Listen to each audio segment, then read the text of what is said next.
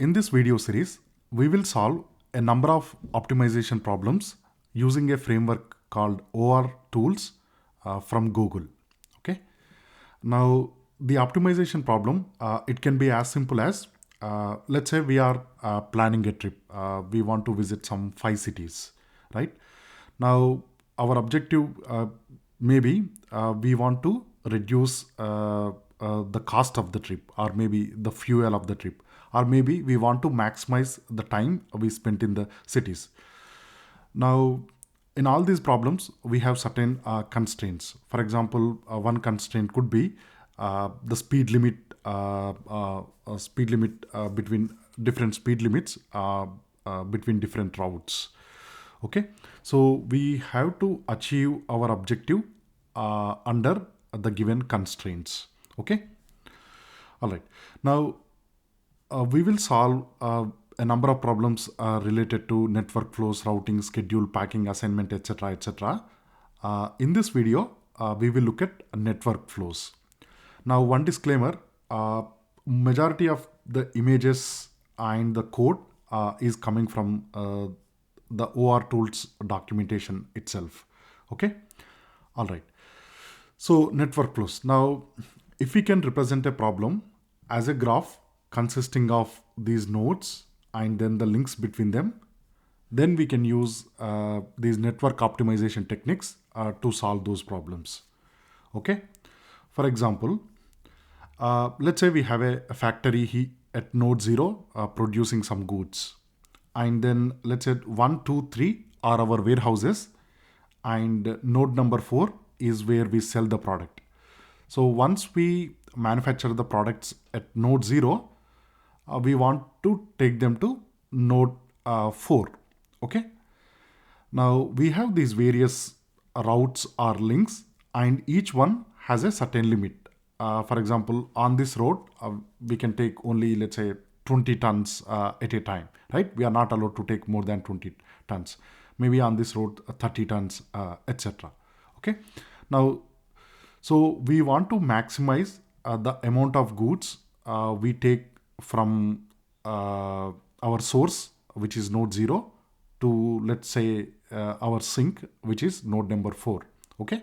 At a time. All right. So one solution can be, let's say we take 20 tons from 0 to 1, and then the same 20 tons from 1 to 4. Okay. So that's 20 tons. And then 20 tons from 0 to 2, and the same 20 tons from 2 to 4. So 20 plus 20, 40. And then from 0 to 3, 10 tons, and from 3 to 4, the 10 times, even though we are allowed to take 20 tons, because at node number 3, we have only 10 tons, we'll be taking those 10 tons. So it would be 20 plus 20 plus 10. So that's 50 tons, right? But can we take a different route so that we can maximize the goods we can take to our sink node number 4? Okay, so let's see how we solve those problems. All right. So this represents, as you might have already understood. So for example, from node number 2, we can go to node number 3 by carrying, let's say, 10 tons. Whereas from node 3 to node 2, we can carry only 5 tons. All right. So we need this OR tools library from Google. It's a simple pip install. So do install the library. And then in this, we are going to solve this problem using these graph optimization techniques, right? So from OR tools, from graph, we load this MaxFlow class. Okay. Now the OR tools, it's available in C++, Java, Python, etc., etc. Okay. All right. So in supervised machine learning, defining the problems is very easy, right? I mean, we have, a number of features, and then we have a target. So using the features, we are predicting a target. But in simulations and optimization techniques, framing the problems itself is quite challenging. Okay. So how do we frame this problem? So we'll have some start nodes, we'll have end nodes, and then we have the capacity or the constraints. Okay. So what we do is, so here we are defining 3 arrays. So the first one, from node 0, we can go to node 1, we can go to 2, we can go to 3, right?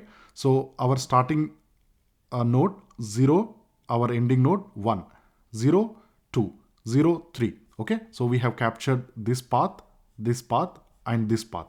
So similarly, we'll define all the available or allowed paths, right? For example, from 2, we can go to 4, we can go to 3. So if you see from 2 as a start node, we can go to 3, also we can go to 4. And similarly, from 3, we can go to 4 and we can go to 3 as well, 2 as well. So from 3, you will see 3 to 2, 3 to 4. Okay. And these values adjacent to it, as I said, they represent either the capacity or the constraint. So on this path or the link 0 to 1, we have a limit of 20. And similarly, from 3 to 4, we have a limit of 20. 3 to 4, we have a limit of 20, right? So that's how we define what are all the routes or the paths we can take. And then on each path, what is the constraint or maximum allowed. Okay, so we have defined start node, end node, and the capacities. All right, and then using the max flow class, we instantiate this simple max flow. Okay, sorry, this simple max flow function. Now we'll add these arc meanings, the same routes. So the arcs are the links, are the routes. They are representing the same thing. For example, 0 to 1 is one arc, 2 to 4 is another arc, like that, right? So here we are adding all the arcs along with their capacity. Okay, so the arcs we have represented using these two numpy arrays, right? So starting nodes, ending nodes, and then the capacities. All right, so we define it, and then let's make sure that we have done it correctly. So here we can print the number of arcs we have and the number of nodes we have. So the number of nodes is 5, which is correct. So we have 1, 2, 3, 4, and 5, and the number of arcs is 9. Okay, so the number of paths, for example, 1, 2, 3, 4, 5, 6, 7, 8, 9. Okay, so we have 9 arcs. And then we simply invoke the solve function. So here we say what is our starting point and what is our ending point.